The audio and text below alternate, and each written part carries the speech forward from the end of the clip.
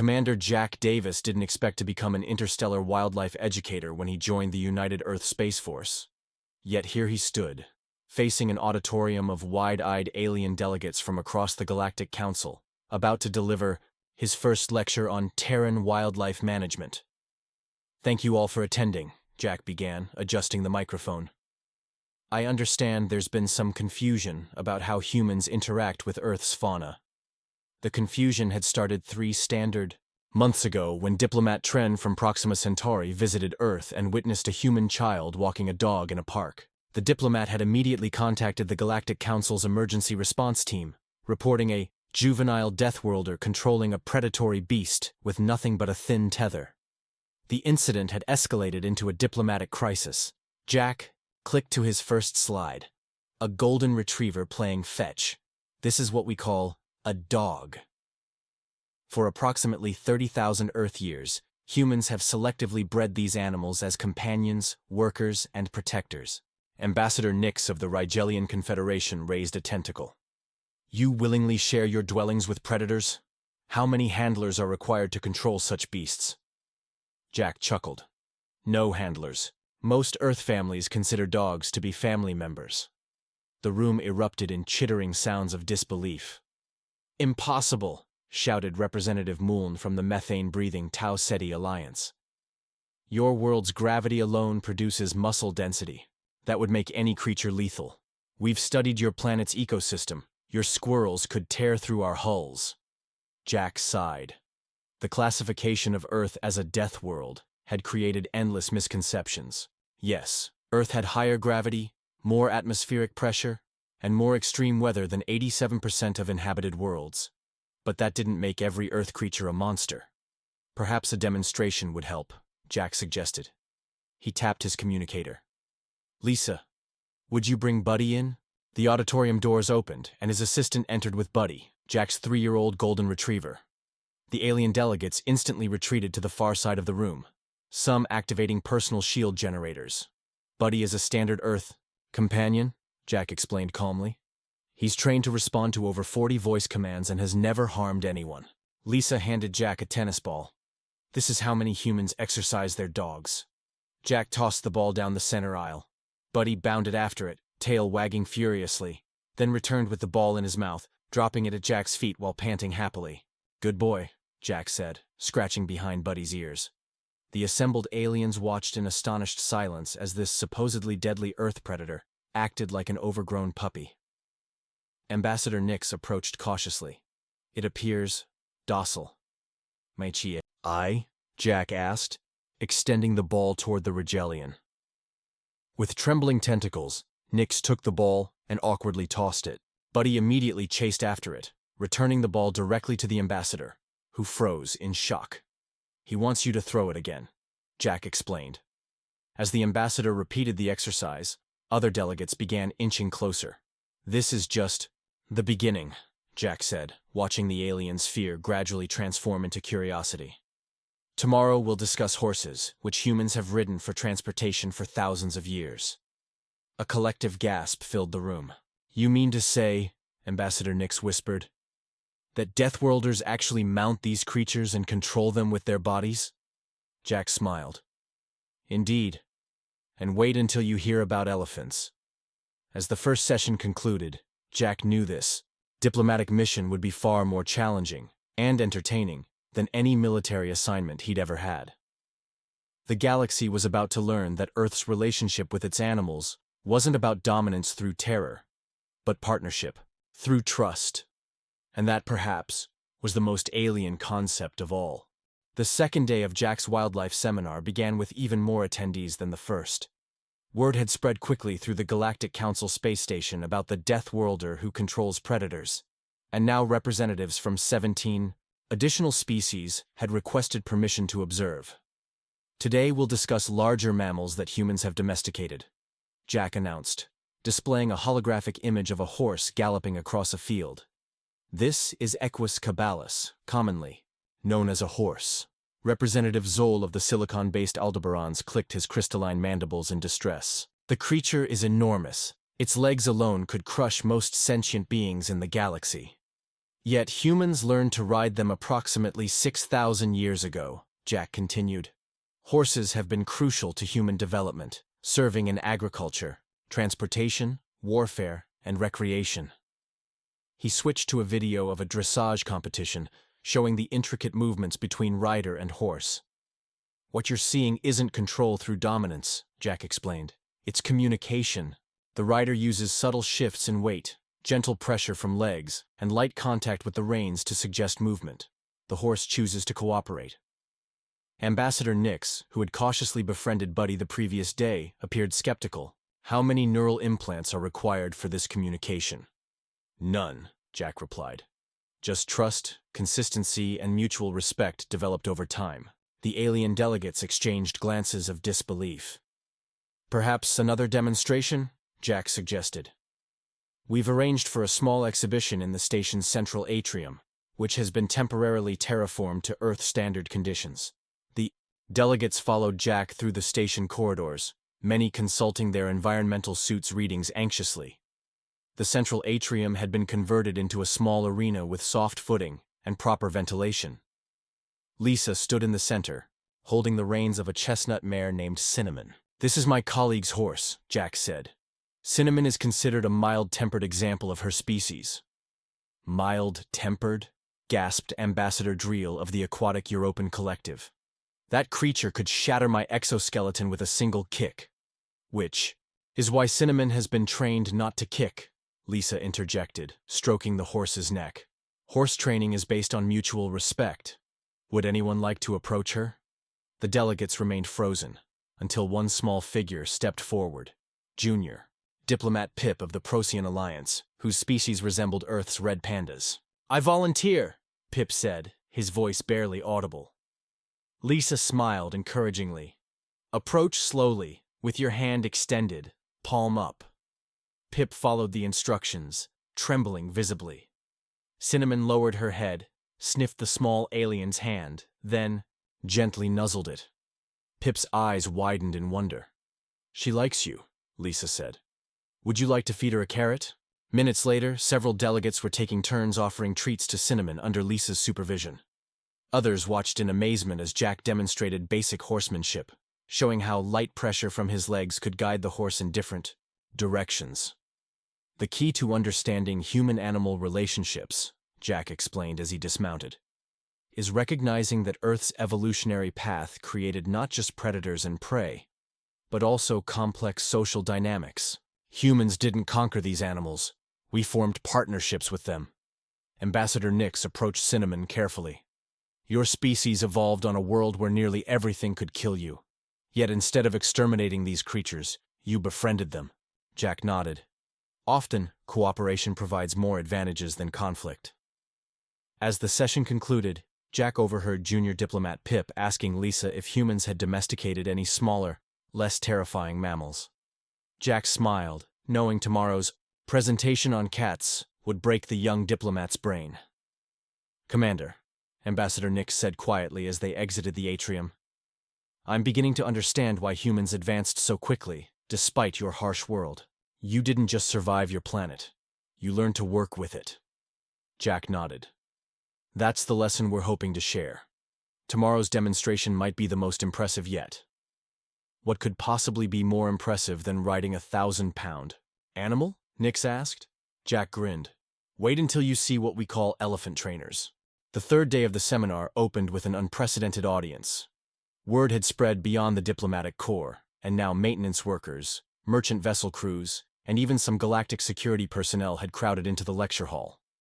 "Today," Jack announced, "we'll discuss animals that humans generally don't domesticate, but with whom we've learned to coexist and occasionally form working relationships."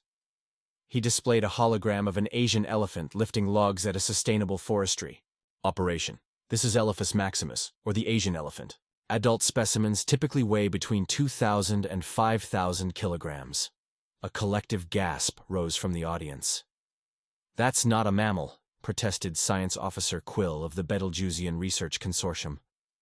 "That's a geological formation with a digestive system," Jack chuckled. "While elephants are indeed large, they're highly intelligent social animals. They can recognize themselves in mirrors, use tools, and demonstrate complex emotional responses including grief and joy. He switched to footage of mahouts working alongside elephants in a wildlife sanctuary. In some Earth cultures, humans and elephants have worked together for thousands of years. These relationships aren't based on domestication, but on mutual cooperation. Each elephant chooses to participate and can refuse commands. Representative Zol's crystalline structure flickered with agitation. You're suggesting these mountain-sized creatures voluntarily follow human guidance? Impossible. I expected skepticism, Jack replied, which is why we've arranged a special presentation. However, I should warn you that our next demonstration is far more dramatic than previous ones. The crowd followed Jack to an enormous cargo bay that had been converted into a makeshift savanna environment. Standing in the center was Lisa, accompanied by two wildlife conservation specialists, Mark and Anna, and Gentle Giant, a 40-year-old African elephant bull who had been rescued from poachers as a calf and now participated in conservation education programs. The alien delegates pressed against the observation windows, unwilling to enter the enclosure with such a massive creature. Gentle Giant has been trained using positive reinforcement, Mark explained through the intercom. He performs behaviors that come naturally to elephants, receiving treats and attention as rewards. The specialists demonstrated various commands, asking the elephant to raise his trunk, pick up objects, and kneel. Each time, Gentle Giant performed flawlessly, receiving pieces of fruit and enthusiastic praise. Many elephant-human relationships involve mutual respect rather than domestication, Anna added. In wildlife reserves, elephants often cooperate with anti-poaching patrols, understanding that humans are protecting their herds. Ambassador Nix watched intently as Mark demonstrated how Gentle Giant could differentiate between various objects, identifying specific colors and shapes by picking them up with his trunk. The cognitive capacity is remarkable, Nix observed. In some ways it reminds me of the Altarian mind whales of my homeworld. Jack nodded. Convergent evolution often produces similar traits across different planets. The key difference is that Earth's conditions pushed both humans and animals to develop complex social structures and problem-solving abilities. As the demonstration concluded, Anna showed how the elephant responded to subtle hand gestures, moving precisely despite his enormous size. What truly amazes me, Junior Diplomat Pip said quietly, is not that humans tamed these giants, but that the giants allow themselves to be guided by such fragile creatures. That's exactly the point, Jack replied. Earth's wildlife doesn't obey humans because we conquered them. They cooperate because both species benefit from the relationship.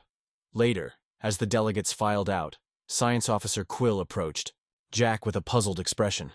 Commander, I've been studying your planet's history.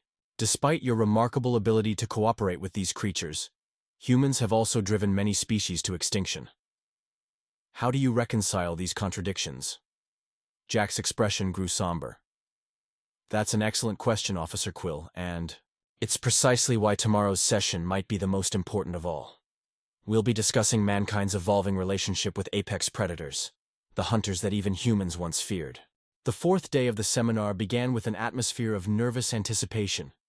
The delegates had grown somewhat accustomed to domesticated Earth animals, but today's topic had many reconsidering their attendance. Thus far, we've discussed animals that humans have domesticated or partnered with, Jack began. Today we'll explore our more complex relationships with apex predators, animals that evolved as the top hunters in their ecosystems. He displayed images of lions, tigers, wolves, and bears. These species have historically been viewed as threats to human communities, and many were hunted to protect livestock and human lives. However, our understanding has evolved significantly. Ambassador, Nix raised a tentacle. If these creatures are genuine threats, why haven't humans eliminated them? Any rational species would neutralize such dangers. That was indeed our approach for centuries, Jack admitted. But we've learned that apex predators are essential for healthy ecosystems. Remove the predator, and the entire system collapses. He showed footage of Yellowstone National Park before and after wolf reintroduction.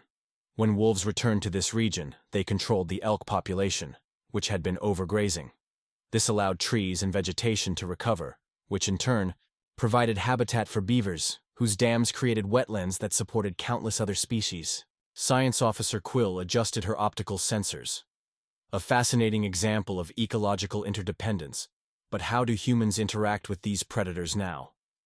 With respect, distance, and careful management, Jack replied. Today's demonstration will show how humans work with predators while maintaining appropriate boundaries.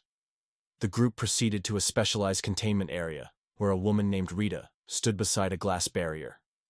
Behind the barrier prowled a magnificent Siberian tiger. This is Magnus, Rita explained.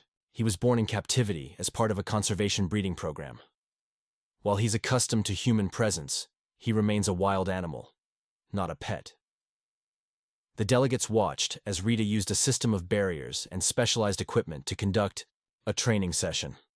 Magnus touched a target with his nose, receiving meat rewards through a protected feeding slot. This protected contact system allows us to perform health checks and administer medical care without directly interacting with the tiger, Rita explained.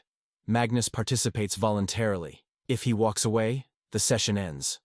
Representative Zol's crystalline structure shimmered with nervousness. What prevents this creature from attacking?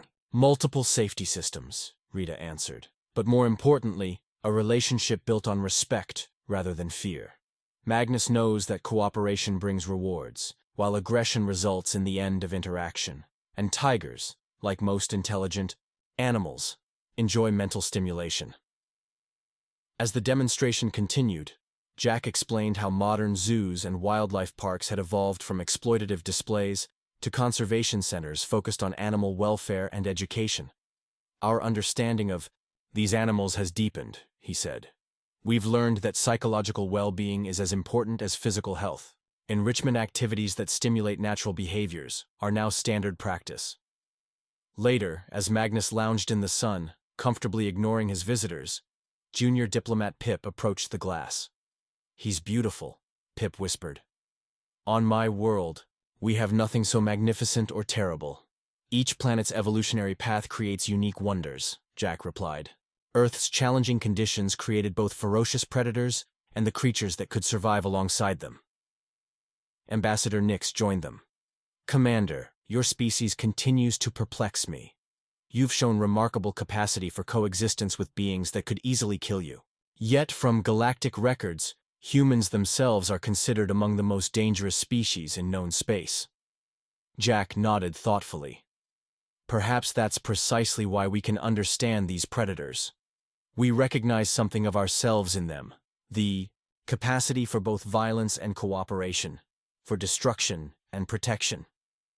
As the session concluded, Science Officer Quill approached with a question. Tomorrow's topic, wild habitat conservation, seems relatively straightforward. Why did you describe it as the most challenging demonstration yet? Jack smiled. Because tomorrow we'll venture beyond controlled environments. We'll be taking a small group to observe truly wild animals in their natural habitat, with no barriers between us. The fifth day dawned with a mixture of excitement and apprehension. Only 10 delegates had volunteered for the field expedition, including Ambassador Nix, Science Officer Quill, and Junior Diplomat Pip. Today's experience will be fundamentally different, Jack explained as they boarded a specialized hover transport. We're entering territory where humans are visitors, not controllers. The transport descended into a vast African wildlife reserve, landing on a designated platform. The delegates, encased in environmental suits calibrated to protect them from Earth's atmosphere while allowing maximum sensory input, stepped cautiously onto the observation deck.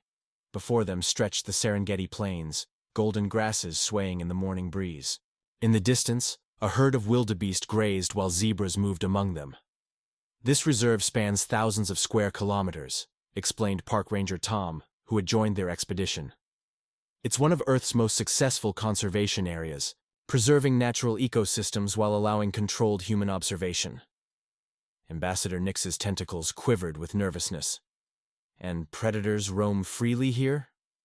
Absolutely, Tom confirmed. Lions, cheetahs, leopards, hyenas, all fulfilling their ecological roles. Our presence is carefully managed to minimize disruption. The transport moved slowly across the savanna, using quiet electric motors and specialized shielding to reduce disturbance. As they approached a watering hole, The delegates gasped at the sight of an elephant family drinking peacefully, while gazelles maintained a watchful distance. Different species have developed complex social structures to share resources, Jack explained. Notice how they take turns, with larger animals generally given priority access. Science Officer Quill was recording everything with multiple sensors. The biodiversity is astonishing. My preliminary readings indicate over 40 vertebrate species within scanner range alone. That's why preservation matters, Tom said. Each species plays a role in this intricate system. As the morning progressed, the transport followed a respectful distance behind a pride of lions moving through the tall grass. The delegates watched in awe as the lionesses coordinated their movements, communicating through subtle ear and tail positions. "Are they hunting?" Junior Diplomat Pip asked nervously. "Observing," Tom replied. "Lions spend much of their time resting and watching. They're actually quite efficient. They don't waste energy on unnecessary pursuits." Suddenly, the pride froze, and the delegates followed their gaze to spot a lone buffalo separated from its herd. The tension in the air was palpable as the lionesses began their stealthy approach. "Should we intervene?" Ambassador Nix asked, clearly distressed. Jack shook his head. "This is nature's cycle. Predator and prey maintain the balance of this ecosystem. The buffalo supports the lions, who control the herbivore population, preventing overgrazing." The delegates watched in silent fascination as the hunt unfolded. The careful stalking, the sudden burst of speed, the buffalo's desperate defense, and finally, the kill. It was both brutal and magnificent. "This is difficult to witness," Tom acknowledged. "But it's essential to understand. Earth's ecosystems aren't gentle. They're dynamic systems where life and death are equally important components." As they continued their journey, they observed other remarkable sights. A leopard resting in a tree with its impala kills safely stored in the branches, a cheetah teaching its cubs to stalk, hippos wallowing in a muddy pool while crocodiles sunned themselves nearby. "What strikes me," Science Officer Quill noted, "is the proximity of different species, predators and prey often quite near each other, yet maintaining complex boundaries." "That's the essence of Earth's ecological balance," Jack replied. "Competition and cooperation existing simultaneously." As the day waned, they stopped to observe a spectacular sunset painting the savanna in gold and crimson. In the distance, a giraffe family moved with improbable grace against the twilight sky. "Tomorrow," Jack said quietly, "we'll discuss how humans have learned to protect these systems while still being part of them. Conservation isn't about removing human influence. It's about making that influence constructive rather than destructive." Ambassador Nix's tentacles had finally relaxed. "I begin to understand your species better, Commander. Earth didn't just create deadly creatures. It created a crucible where intelligence and adaptation were necessary for survival. Perhaps humans aren't death-worlders at all, but rather life-worlders." The sixth day found the delegation in a different setting altogether, a marine research station on Australia's Great Barrier Reef. After the intensity of the Savannah expedition, several more delegates had requested to join, bringing their number to 20. "Earth's oceans cover over 70% of our planet's surface," Jack explained as they gathered in the station's observation dome. "They contain ecosystems every bit as complex as those on land, but with challenges humans couldn't overcome through physical adaptation alone." Below the transparent floor, a kaleidoscope of coral and fish created a living tapestry of color and movement. "Unlike terrestrial environments, humans can't survive underwater without technology," marine biologist Elena explained. "Yet we've developed remarkable relationships with marine life." She activated a holographic display, showing the evolution of human diving technology, from primitive reed breathing tubes to modern rebreathers and specialized submersibles. "What's fascinating is how some marine species have formed voluntary associations with humans despite our biological limitations," Elena continued. "Today, we'll demonstrate some of these connections." The delegates donned specially designed observation suits that would protect them from water pressure while allowing clear visibility. They followed Elena to a platform extending into a protected lagoon. "This is a rehabilitation area for injured marine animals," she explained. "Many of our patients develop relationships with their human caretakers that continue even after release. As, if on cue, A bottlenose dolphin glided into the lagoon, approaching Elena with what appeared to be excitement. "This is Echo," Elena said, reaching out to stroke the dolphin's sleek skin. "He was injured by a boat propeller 3 years ago and spent 6 months in rehabilitation. Though he was released back to his pod, he regularly returns to visit." The delegates watched in amazement as Echo performed a series of underwater acrobatics, clearly showing off for his audience. "Dolphins are among Earth's most intelligent non-human species," Jack explained. "They have complex language, social structures, and problem-solving abilities. What's remarkable is that they often initiate contact with humans out of apparent curiosity." "Are they domesticated?" Ambassador Nix asked. "Not at all," Elena replied. "Wild dolphins sometimes choose to interact with humans, but these relationships are entirely voluntary. We've learned that respect yields better results than coercion." The morning continued with demonstrations of various marine research techniques. The delegates observed as trained sea lions helped researchers collect data on water temperature and salinity, retrieving specialized equipment from depths that would require decompression stops for human divers. "These animals naturally dive to great depths," Elena explained. "They've been trained to associate the equipment with rewards, making data collection more efficient and less disruptive to marine ecosystems."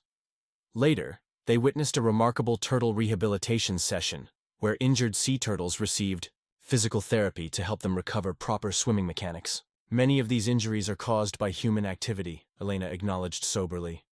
"Part of our responsibility is addressing the harm our species has caused." Science Officer Quill, who had been unusually quiet, finally spoke.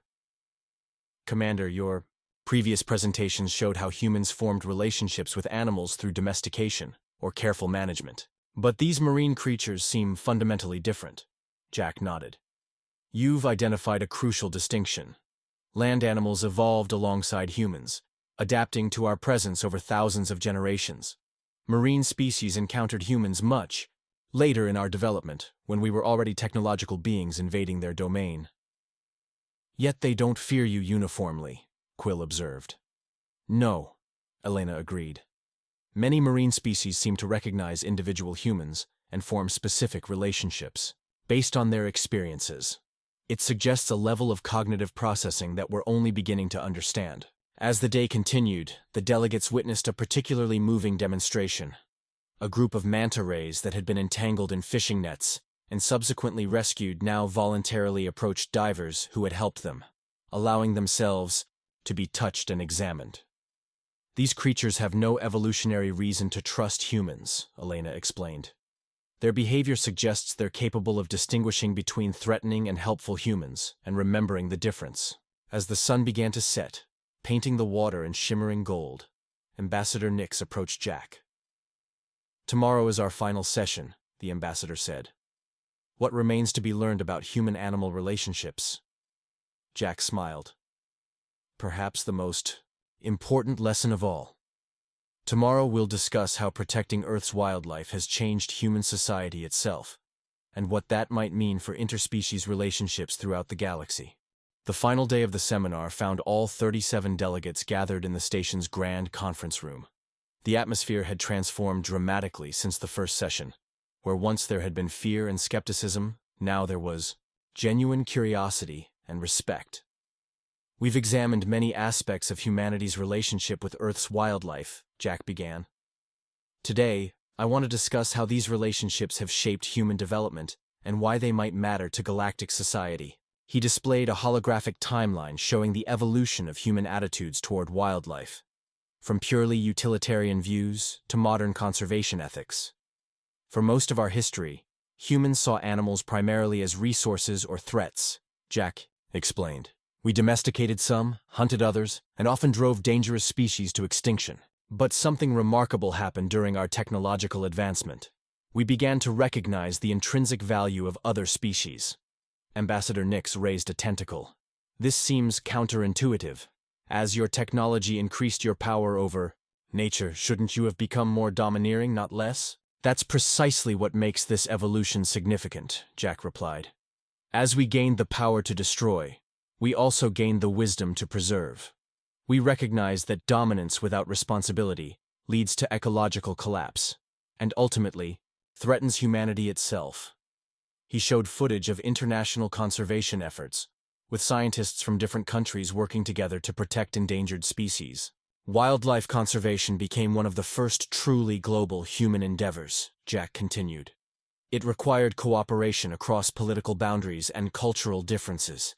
In many ways, learning to protect Earth's animals taught us how to overcome our own tribal instincts. Science Officer Quill tilted her head thoughtfully. You're suggesting that your species' moral development was influenced by your relationship with non-sentient creatures? Exactly, Jack confirmed. By extending our circle of moral concern beyond our own species, we developed ethical frameworks that later helped us navigate first contact with alien civilizations. He displayed images of various interspecies conservation teams, humans working alongside trained animals to protect wildlife.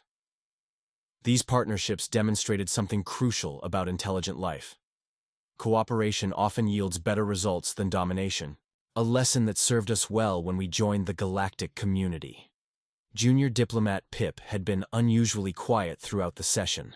Now he finally spoke. Commander, throughout this seminar, you've shown us creatures that most galactic species would consider nightmarishly dangerous. Yet humans not only survived alongside them, but formed relationships with them. How do you explain this unique capacity? Jack considered the question carefully. Earth's evolutionary pressures created both predator and prey, with remarkable adaptive capabilities. Humans aren't the strongest or fastest species on our planet, nor do we have natural weapons like claws or venom. What we developed instead was unprecedented cognitive flexibility, the ability to understand other species' behaviors and motivations. He displayed brain scans showing human neural activity when interacting with various animals. When humans connect with other species, our brains activate empathy networks similar to those used in human social interactions. We literally evolved to understand minds different from our own, a capacity that proved invaluable when we encountered alien intelligence. Ambassador Nix's tentacles rippled thoughtfully. This explains much about human diplomatic approaches. Your species consistently attempts cooperation before conflict, even with potentially hostile civilizations. Our history with Earth's wildlife taught us that even seemingly dangerous species can become allies under the right conditions, Jack agreed. The key is finding mutual benefit and establishing trust. The presentation concluded with a montage of human-animal partnerships across Earth, from search and rescue dogs to elephants helping with forest management, to marine species voluntarily participating in oceanic research. What I hope you take from this seminar, Jack said finally, is not just that humans have unusual relationships with Earth's wildlife, but that these relationships reveal something profound about intelligence itself. True advancement isn't measured by domination, but by the capacity to form connections across biological divides. As the delegates prepared to depart, many approached Jack to share their impressions. Commander, Ambassador Nix said, the Galactic Council classified Earth as a death world based on its environmental parameters. We assumed this created a species hardened by constant struggle against nature. What we failed to understand was that struggle produced not just resilience, but empathy. Science Officer Quill nodded in agreement. Perhaps we should reevaluate our classification system. Earth isn't merely a death world. It's an interconnected web of intelligence, with humans as just one node in a complex network. Junior diplomat Pip approached last, looking both thoughtful and inspired. Commander, I've submitted a formal request to my government. I wish to establish an exchange program, bringing selected members of my species to Earth to learn directly from your wildlife experts. Jack smiled. I think that's a wonderful idea, Diplomat Pip. The most important lesson Earth's wildlife taught humans is that understanding begins with presence, with being willing to share space with those different from ourselves. As the seminar officially concluded, Jack watched the delegates depart, knowing that perceptions had been permanently altered. Earth's classification as a death world would remain in galactic records, but its meaning had transformed. Yes, Earth had produced creatures of terrifying capability. Predators and prey alike evolved for survival in challenging conditions. But it had also produced unprecedented cooperation across species boundaries, demonstrating that intelligence could bridge even the widest evolutionary divides. And perhaps that was humanity's greatest contribution to galactic society. the proof that being forged on a world of danger didn't necessarily create monsters, but instead could produce beings capable of remarkable connection across the boundaries of biology and worlds.